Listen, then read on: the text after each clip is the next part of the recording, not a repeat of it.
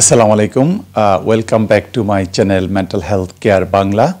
আজকে যে বিষয়টা নিয়ে কথা বলবো যে আমার এই চ্যানেল খোলার উদ্দেশ্য ও কারণ। তো প্রথমত যেই উদ্দেশ্যটা আমি বলবো সেটা হচ্ছে যে মেন্টাল হেলথ বা মানসিক স্বাস্থ্য এইটা গ্লোবালি এখনও একটা ট্যাবু, অর্থাৎ এই বিষয়টা নিয়ে সবাই বিষয়টা কথা বলতে চায় না। তো আমার উদ্দেশ্য হচ্ছে এই চ্যানেলের মাধ্যমে আমি মানসিক স্বাস্থ্য বা মেন্টাল হেলথ নিয়ে একটা অ্যাওয়ারনেস বা সচেতনতা তৈরি করা। তার পাশাপাশি আরেকটা উদ্দেশ্য হচ্ছে যে এই অ্যাওয়ারনেসের অংশ হিসাবে আমার প্রথম যে কথাটা আমি বলার চেষ্টা করব যে মেন্টাল হেলথ, মানসিক স্বাস্থ্য যে অতি গুরুত্বপূর্ণ একটা জিনিস লাইক এ ফিজিক্যাল হেলথ, এবং আমরা যদি মেন্টালি ওয়েল না থাকি, অর্থাৎ আমাদের মেন্টাল ওয়েলবিং যদি অপটিমাম না থাকে, তাহলে সেটা কিভাবে ইম্প্যাক্ট করতে পারে আমাদের পার্সোনাল লাইফ, আমাদের ফ্যামিলি লাইফ, আমাদের সোশ্যাল লাইফ, আমাদের অকুপেশন অথবা প্রফেশনাল লাইফ, বিভিন্ন এরিয়াগুলো কিভাবে বাধাগ্রস্ত হতে পারে সেই কথাগুলো আমার এই চ্যানেলের মাধ্যমে আমি সামনে বলার চেষ্টা করব। তবে আমি আসলে দেখার চেষ্টা করছিলাম যে বিশ্বে শতকরা কত ভাগ মানুষ মেন্টাল ইলনেস অথবা মানসিক সমস্যায় ভোগেন। তো আমি যেটা দেখছিলাম যে 2021-এর ডাটা পর্যালোচনা করলে দেখা যায় যে শতকরা 14% মানুষ গ্লোবালি, অর্থাৎ সারা পৃথিবীতে তারা মেন্টাল ইলনেস বা মানসিক সমস্যায় ভুগেছেন। এটা হচ্ছে 2021 সালের কথা। তো সেটা গ্লোবালি সারা পৃথিবীতে। তো বাংলাদেশে আমরা ধরে নিতে পারি যে সেই সমস্যাটা কম বেশি এর আশেপাশেই হবে, অর্থাৎ 10 to 15% বা 20%।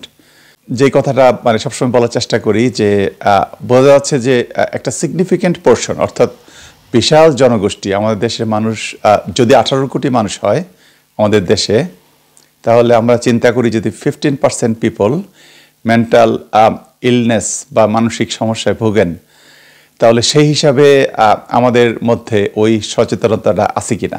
এবং এই 14 বা 15% পিপল যারা মেন্টালি ইল, এগুলোর মধ্যে আবার শতকরা 71% তারা ভোগেন অ্যাংজাইটি অ্যান্ড ডিপ্রেশন। সো এই দুইটা খুবই highest among the mentally ill people. So আমার উদ্দেশ্য হচ্ছে এই বিষয়গুলো নিয়ে আমি কথা বলবো সামনে। দ্বিতীয়ত, আমি যদি মেন্টালি ইল হই, অর্থাৎ আমি যদি মানসিকভাবে সুস্থ না হই, তাহলে কি হবে? কয়েকটা জিনিস হইতে পারে। একটা হবে আমি আমার সেলফ কেয়ার করতে পারবো না, অর্থাৎ আমি আমার নিজের লুক আফটার করতে পারবো না। দ্বিতীয়ত যে জিনিসটা হইতে পারে সেটা হচ্ছে আমার সাথে আমার নিজের সম্পর্ক, অর্থাৎ আমি যদি সেলফ কেয়ার না করি সেটা কি হচ্ছে যে আমি আমার নিজের সাথে নিজের সম্পর্ক আমি ঠিক রাখতে পারছি না। পাশাপাশি মেন্টাল ইলনেস যে জিনিসটা দ্বিতীয়ত করে সেটা হচ্ছে যে ফ্যামিলি বা পরিবারের লোকজনের সাথে তার সম্পর্ক খারাপ হয়। সেটা হইতে পারে তার স্পাউস বা তার ওয়াইফ, সেটা হতে পারে তার কিডস, বা সেটা হতে পারে তার সিবলিংস, সেইটা হইতে পারে যে তার প্যারেন্টস বা বাপ মা। তবে একটা জিনিস এখানে বলা গুরুত্বপূর্ণ, সেটা হচ্ছে যে আমি যদি মেন্টালি ইল হই বা আমি যদি একটা মেন্টাল হেলথ পেশেন্ট হই, আমি কিন্তু বুঝতে পারবো না যে এটা একটা মেন্টাল, আমি একটা সমস্যায় ভুগছি। তো সেটা কারা অবজার্ভ করতে পারবে? যারা তার আশেপাশে থাকেন, সেটা বাসায় হোক, তার প্রতিবেশী হোক, তারা সেই জিনিসটা বুঝতে পারবে। যেমন কয়েকটা সিমটমস, সেটা হবে যে আপনি উইথড্রল হবেন, অর্থাৎ আপনি উইথড্রল হবেন ফ্রম ফ্যামিলি অ্যান্ড সোশ্যালি, এবং আপনার যেই পেশাগত জীবন থাকে, অর্থাৎ আপনার অকুপেশন, সেইটা থেকে আপনার উইথড্রল হবে, অর্থাৎ আপনি ওই জিনিসগুলো আপনি নিজেকে এঙ্গেজ করতে পারবেন না। আর 3 নম্বর যেই বিষয়টা আমরা সবসময় দেখি যে মেন্টালি ইল পিপল, তাদের রিলেশনশিপ বা সম্পর্ক নষ্ট হয় যারা প্রতিবেশী বা যারা এক্সটেন্ডেড ফ্যামিলি, কারণ তারা নিজেরা এতটা অবসাদগ্রস্ত বা বিষণ্ণ থাকে বা উইথড্রল থাকে, তারা যে ওই রিলেশনশিপ মেনটেন করবে যার প্রতিবেশী বা যারা অন্যান্য আত্মীয় স্বজন, সেই ক্যাপাসিটি তার থাকে না, সেটা রিডিউস হয়। এবং ফাইনালি যে জিনিসটা হয় সেটা হচ্ছে যে তার এই মানসিক সমস্যার কারণে সে তার পেশাগত জীবনে সে অপটিমাম পারফরমেন্স করতে পারে না, বা অনেক সময় depends on the severity of the illness, সে হয়তো পুরোপুরি কাজকর্ম করা বন্ধ করে দেয়। সো মূলত আমরা ব্যাখ্যা করলাম যে মেন্টাল ইলনেসের কারণে সবচেয়ে বেশি যে জিনিসটা ক্ষতিগ্রস্ত হয় সেটা হচ্ছে relationship. Mentally ill people struggle করে to maintain the relationship with themselves, অর্থাৎ সেলফ কেয়ার সেটা ডিটেরিয়েট করবে। দ্বিতীয়ত maintain the relationships with their family, এবং compromise the relationship within the society or their occupation. So আমরা যে জিনিসটা বলার চেষ্টা করলাম যে মেন্টালি ইল পিপল কীভাবে তাদের সম্পর্কটা ক্ষতিগ্রস্ত হয় সবার সাথে। সো আলটিমেটলি কী হয়, সে ব্যক্তিগতভাবে ক্ষতিগ্রস্ত হয়, তার পরিবার ক্ষতিগ্রস্ত হয়, সে সামাজিকভাবে ক্ষতিগ্রস্ত হয় এবং সোশ্যালি সে উইথড্রল হয়। পরবর্তী যে কারণটা আমি এখানে ব্যাখ্যা করব যে এই চ্যানেলটা খোলার উদ্দেশ্য, সেইটা হচ্ছে যে আমি মনে করি মেন্টাল হেলথ এই জিনিসটা একটা ফিজিক্যাল হেলথের মতোই গুরুত্বপূর্ণ এবং সেটা একটা হিউম্যান রাইট। তো আমি আমার ক্ষুদ্র জ্ঞান এবং অভিজ্ঞতা থেকে আমি চেষ্টা করব এই জিনিসটাকে সবার সামনে, যারা বাংলা ভাষাভাষী পিপল বাংলাদেশে এবং বাংলাদেশের বাইরে সবার মধ্যে এই জিনিসটা নিয়ে কথা বললে আমরা কিভাবে নিজেরা মেন্টালি ওয়েল থাকতে পারি এবং অন্যের সাথে আমাদের রিলেশনশিপ ইমপ্রুভ করতে পারি, সেই বিষয়গুলো নিয়ে আমি কথা বলার চেষ্টা করব। পরবর্তী উদ্দেশ্য আমি যেটা বলবো যে এই চ্যানেলটা খোলার উদ্দেশ্য for Bangla speaking population is that, যে আমি মনে করি যে এটা আমার একটা এথিক্যাল বা মোরাল রেসপন্সিবিলিটি। তো সেটা হচ্ছে যে আমার এই চ্যানেলের মাধ্যমে যদি একজন লোকও উপকৃত হয় তো সেটা হবে আমার জন্য সেলফ ফুলফিলিং বা স্যাটিসফাইং।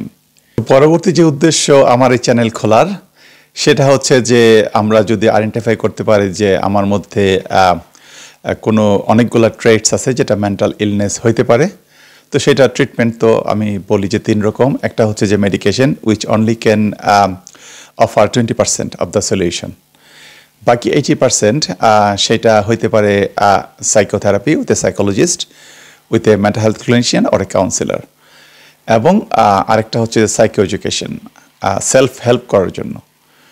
তো আমি আমার এই চ্যানেলে কি কি সেলফ হেল্প স্ট্র্যাটেজি কি হইতে পারে সেই জিনিসগুলো নিয়ে আমি কথা বলবো। সেটার মাধ্যমে আপনারা চেষ্টা করতে পারেন, আমরা চেষ্টা করতে পারি সবাই মিলে যে কীভাবে আমরা আমাদের মেন্টাল ওয়েলবিং প্রিজার্ভ, প্রোটেক্ট এবং প্রমোট করতে পারি।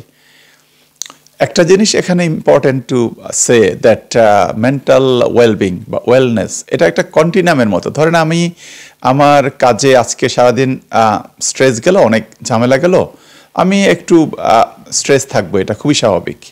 সেটা হয়তো 1 দিন 2 দিন এটা লাস্ট বা লং করতে পারে, কিন্তু এই স্ট্রেস বা এটা যদি ধরেন কন্টিনিউ কিউমুলেটিভভাবে ডিপ্রেশন লেভেলে চলে যায় ধরেন, এবং সেটা যদি 4, 5, 6 মাস থাকে, দেন বুঝতে হবে যে এটা প্রবলেম। এবং সেটা যদি আমি যে কথাটা আগে বললাম যে আমার relationship with my self, with my family, with my work, with the society impact হয়, এবং আমার যে নিউরোবেজ সিমটমস যেমন আমার স্লিপ, আমার এনার্জি লেভেল এবং আমার যে কাজ করার ক্ষমতা অর্থাৎ আমার মেমোরি, কনসেন্ট্রেশন, ফোকাস, এই জিনিসগুলো ইম্প্যাক্ট হয়, দেন বুঝতে হবে যে এটা একটা প্রবলেম। সো সেই জন্য আমরা কি করতে পারি to recover from the mental illness, সেই বিষয়গুলো নিয়ে মূলত আমি আমার এই চ্যানেলগুলোতে সামনে কথা বলবো ইনশাআল্লাহ।